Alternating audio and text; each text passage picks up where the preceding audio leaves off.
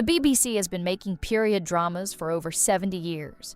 One of them gave Alan Rickman his first TV role, another one got banned for obscenity, and at least one on this list is better than anything you've watched this year. Before Ciarán Hinds was terrifying people in Game of Thrones and The Terror, he played a naval officer named Wentworth in the BBC's adaptation of Persuasion. Amanda Root played Anne Elliot. They were in love when they were young, but society and Anne's family tore them apart. 10 years pass, Wentworth becomes this successful seaman in the British Navy. Anne's wealthy family loses everything. She's considered an old maid now, which in those days meant she was basically done. Then they meet again, and they have to figure out if what they had when they were young was just passion, or if it's something deeper that survived a decade of separation and all the forces that tried to destroy it. The whole show is about whether their hearts can persuade them to defy everything. Society, their families, all the conventions that say they shouldn't be together. It's Jane Austen. So you know it's going to be about class and propriety, but it's really about whether love can outlast circumstances. Charles Dickens wrote a lot of gritty stuff about Victorian London, but Bleak House might be his darkest. The BBC adapted it in 2005 with Gillian Anderson and Charles Dance, and it got 10 Emmy nominations. The plot centers on this inheritance claim that's been rotting in the court system for generations. Literally generations. Families have died waiting for this case to be resolved. It shows how broken and convoluted the 19th century legal system was, and honestly, it feels just as relevant now. The series is full of betrayal and corruption and all the decay that Dickens loved writing about. Victorian London at its absolute worst. People scheming, systems failing, money destroying everything it touches. What's remarkable about it is how Dickens saw the exact same dysfunction in 1853 that we're still dealing with today. Courts that move too slowly, cases that drag on forever, people's lives destroyed while lawyers get rich. The BBC version captured all of that without trying to soften it or make it palatable. There have been a lot of versions of Pride and Prejudice, movie versions, other TV versions, adaptations that try different angles. None of them matter because in 1995 the BBC made the definitive one and everyone else can go home. Colin Firth played Mr. Darcy and it became the role that defined his career. Jennifer Ely played Elizabeth Bennet. The chemistry between them was so electric that every other adaptation since has been trying and failing to recreate it. But here's what made this version different from all the stuffy BBC costume dramas that came before it. The screenwriter, Andrew Davies, specifically wanted to get his characters out of the parlors and drawing rooms where these shows usually took place. He pulled them into the English countryside. It sounds simple, but it changed how these shows looked and felt. The series has all of Austen's commentary on societal expectations and class and finding love when everything's working against you. But it worked because Firth and Ely made you believe it, and because Davies figured out how to make a 200-year-old novel feel alive. This one's based on an Elizabeth Gaskell novel from the 1850s.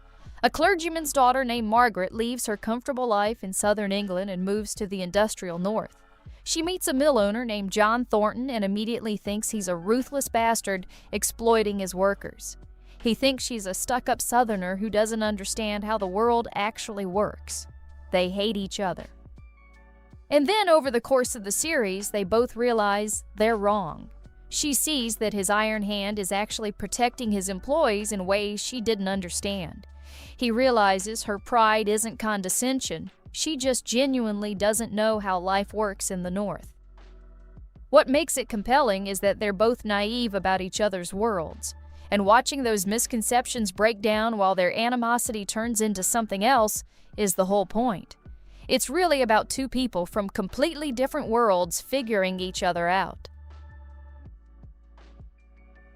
This one's from 1982, adapted from Anthony Trollope's novels. Donald Pleasance plays a widower reverend who serves as both a clergyman and the warden of a hospital in this small town called Barchester. Someone accuses him of cheating the hospital's pensioners. A young surgeon decides to expose him. It gets complicated because the surgeon's also fallen in love with the Reverend's youngest daughter. So, you've got this lawsuit aimed at the church, plus a personal mess happening at the same time.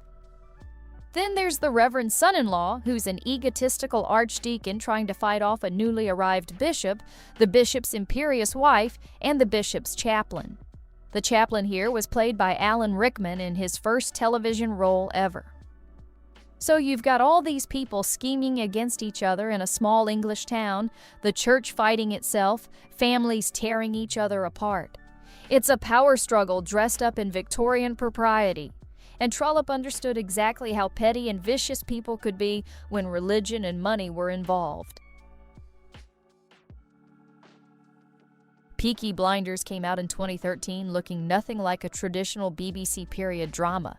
It was set in Birmingham right before World War I and focused on gangster families fighting for control of the city, and it was violent and gritty in a way most period pieces never are. The show centered on the Shelbys, a real gang from the late 19th century that had terrorized Birmingham.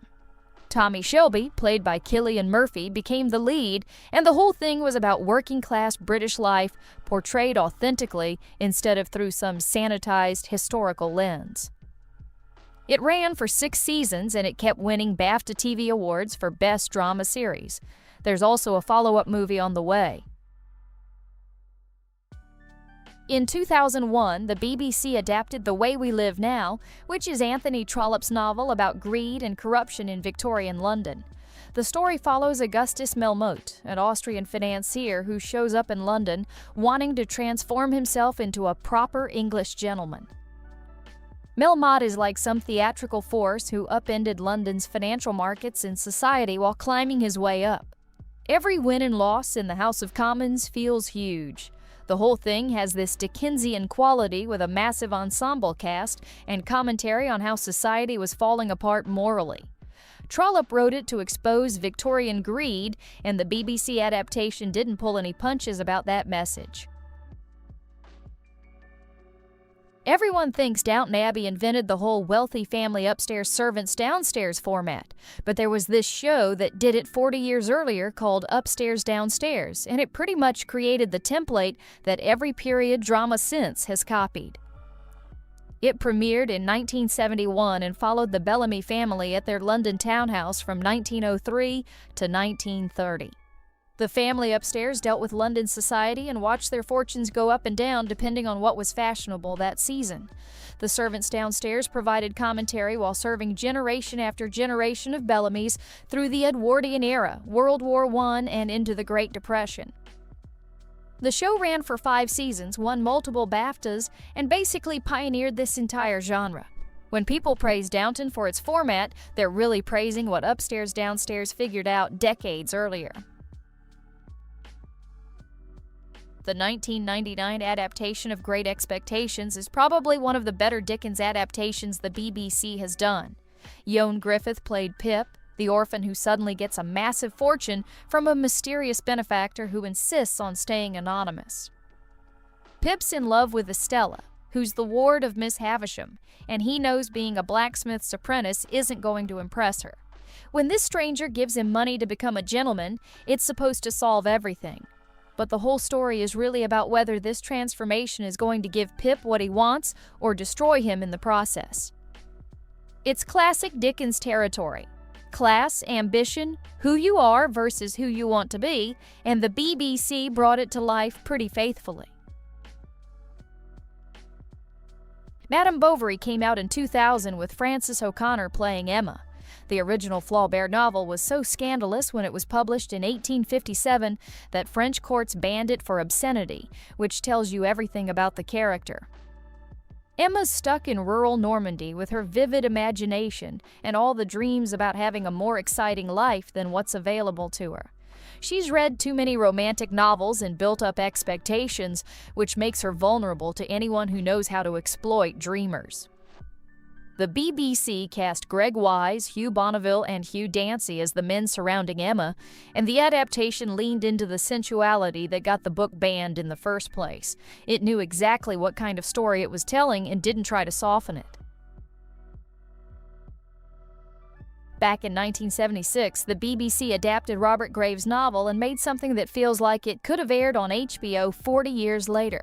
The series covered 12 episodes of Roman history during Emperor Claudius's reign, and it was packed with scandal, violence, and melodrama on the level of Rome or Game of Thrones. Claudius goes from being a scholarly historian to emperor, and along the way you get basically every famous British actor you can think of. Patrick Stewart in one of his best roles, John Hurt, Derek Jacobi, John Rhys Davies. The whole thing was this sensational epic that won countless awards, and it was doing the kind of debaucherous historical storytelling that people think is a modern invention. But the BBC was doing it in the mid-70s. Dennis Potter's The Singing Detective came out in 1986, and it's been over 3 decades, but people still talk about it as one of the BBC's best series. It's a 6-part drama about a middle-aged writer of pulp crime novels, played by Michael Gambon, who's hospitalized with a skin disease and starts hallucinating. In his hallucinations, he becomes the singing detective, the main character from one of his old detective novels set in post-war London in the 40s. He's solving crimes from his imagination while also digging into his own past trauma that he'd buried for years. The whole thing blends reality and fantasy in this really compelling way, and the performances hold up. Taboo premiered in 2015, and it's about as far from prim and proper parlor rooms as you can get for a BBC costume drama. Tom Hardy wrote it and starred as James Delaney. He's a guy who'd been a soldier and a slave and comes back to London from Africa to inherit his father's shipping company. The show reveals Georgian London the same way Deadwood revealed the Old West, by stripping away all the romanticism and showing how dark and decayed it actually was. Delaney's trying to rebuild his father's empire. Meanwhile, the East India Trading Company, the American colonies, and the Crown are all targeting him. It's bold and visually striking, and it's definitely not for everyone, but that's kind of the point. The BBC remade Poldark in 2015, which was originally a popular series from the 70s. This version had Aidan Turner from the Hobbit trilogy as Captain Ross Poldark, a British soldier coming home from the American Revolutionary War to find everything changed. His father's dead, so he has to rebuild the family mine. His true love married someone else while he was gone. The whole thing combines dramatic storytelling with adventure and some genuinely gorgeous cinematography. They brought in a strong cast of BBC period drama regulars, and the visuals and costuming were top-notch. It made 18th century Cornwall look incredible. The 1983 adaptation of Jane Eyre is notable mostly because Timothy Dalton played Mr. Rochester right before he became Bond. Like a lot of British actors on the verge of stardom, he put on a frock coat and a cravat and became a Byronic hero for the BBC. Jane Eyre gets hired as the governess at Rochester's home and discovers that the place might be haunted and her brooding employer is handsome. The chemistry between Dalton and the actress playing Jane is what makes this adaptation work. It takes material that could feel really antiquated and makes it watchable because of how the two leads play off each other. Dalton joined Colin Firth's Mr. Darcy in the ranks of enigmatic, smoldering BBC leading men. Jennifer Worth was a midwife in 1950s East End London, and she wrote a memoir about it.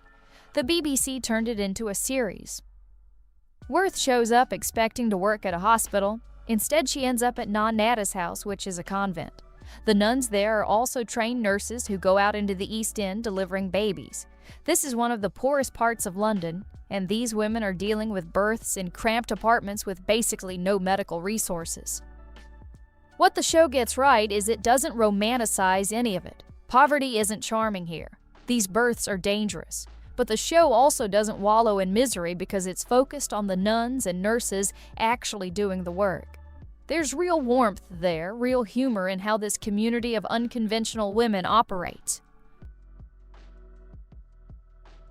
Anne Lister kept diaries, really detailed ones. She lived in Yorkshire in the early 1800s, owned land, ran a coal mining operation, and wrote about everything in her life, including her relationships with women. The show's based on those actual diaries, which is why it feels different from most period dramas. Lister is someone who knows exactly who she is and doesn't care what anyone thinks about it. She's completely open about who she's attracted to. The whole series is Lister trying to restore her family's fortune by getting into industrial coal mining. She's fighting with other landowners, she's making business deals, and the entire time she's also pursuing relationships with women in a society that has no idea how to handle her. The show doesn't try to make her tragic or apologetic. Lister just lives her life on her terms, and everyone else has to deal with it.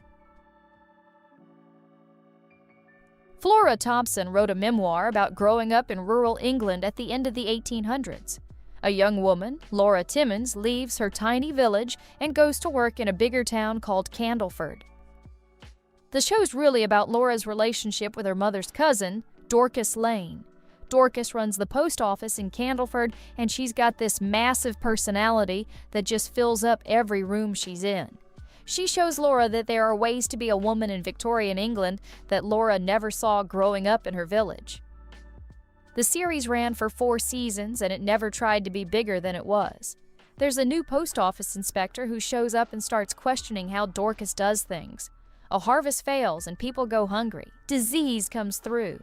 But the core of it is always Laura and Dorcas figuring out how to handle whatever gets thrown at them. Elizabeth Gaskell wrote this novel in the 1860s and died before she finished it. The BBC adapted it anyway. Molly Gibson is 17. Her father's the country doctor in a small hamlet. The show follows her trying to figure out who she is while also dealing with high society, with gossip, with falling for people she probably shouldn't fall for. Gaskell was really good at showing how suffocating all the social rules were for women. Molly can't just do what she wants. Every single thing she does gets filtered through whether it's proper, whether people will talk, whether it'll ruin her reputation. And the adaptation doesn't make that seem romantic or charming. It shows how exhausting it was to live like that. Another Elizabeth Gaskell adaptation. Small town called Cranford, and everything's about to change. The railroad's coming, which is going to completely reshape how the town works.